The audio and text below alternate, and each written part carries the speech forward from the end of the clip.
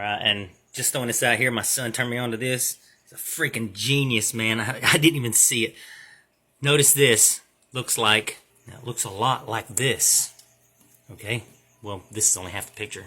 Now, it looks a lot like those hieroglyphs. This is a thermoelectric generator with an open arc, with a cathode and anode, like the Ark of the Covenant. As I've claimed before, I mean, it's around that I believe it's set in the sarcophagus, and it was the plasma, like a spark plug in here. And it used radium inside it, and this is where your arc or your star was. And these are the control rods. These are in hieroglyphs. And you overlay this that's in the hieroglyphs onto that, this is what you get. And coincidentally, Aaron's rods sat inside it. Control rods, nuclear rods. But they use solid-state physics. Now look at this. It looks a lot like that. And if you have a cathode and anode here, which, remember, it was in between the cherubs, you got the star, or the arc. And it essentially sat inside the bill. And the capstone, as I claimed, it's a distributor for the wireless energy that went to these staves and scepters and such, because they were a wireless device. But it wasn't like a device we used for internet. They used it for powerful purposes, like weaponry kind of stuff. Now here, there's 1, 2, 3, 4, 5, 6, and each one of these has 3, and there's 18 there. Of course, you have the 13 little lines going down. And just throwing this out here, e pluribus unum, out of many, one. If this is fusing particles to create one star, out of many, one. So if there was an arc in the king's chamber, and there was ionized hydrogen coming in, as I've stated in a couple other videos, and it was a red star, essentially all these little particles are creating a fusion reactor. Because a star is basically many explosions in particles that equal one giant massive energy. So here's 2 more again, with the Sphinx on top.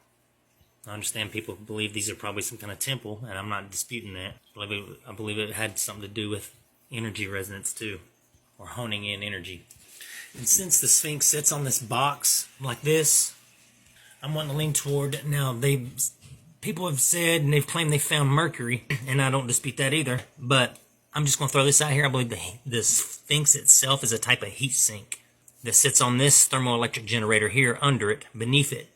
And at some point, there's some heat down here, and this is absorbing the heat. Or this is absorbing the heat from the sun, which is generating energy into the box down here, which is a solid-state box. It's like a crystalline transistor box. Basically, it's one of these, a thermoelectric generator, using thermodynamics. See, if this is the Sphinx sitting up here, then it's absorbing heat and transferring it, and it's cold down here. Or the Sphinx itself is the cooling side, and there's heat being generated somewhere down in here. I think that has something to do with the mercury. I'm not sure. I can't conclude that, but I'm just leaning toward it. And just saying, thermoelectric generators are backwards compatible with PC hardware. Since they're solid state or transistor, they got crystalline in them and metals. And that's why it looks like the whole complex, it looks like a motherboard, and it's called a complex. And this even sits on a socket like a CPU. All of the metals have just been pillaged. And that's where the Egyptians got all this gold, because they dug these things up. It took them about 25 years to dig them up, pillage them, and turn all of it into trinkets and stuff like this. The Mayans, they did the same thing to the Teotihuacan pyramids. They found them, excavated them, dug them up, stripped all the gold, and used it for whatever they used it for. They didn't know what the things were, but they knew it had some kind of significance, but all they saw was precious metal. And they were essentially the same thing. They were just stepped. They're just more like Peltier thermoelectric generators. But it's all the same thing.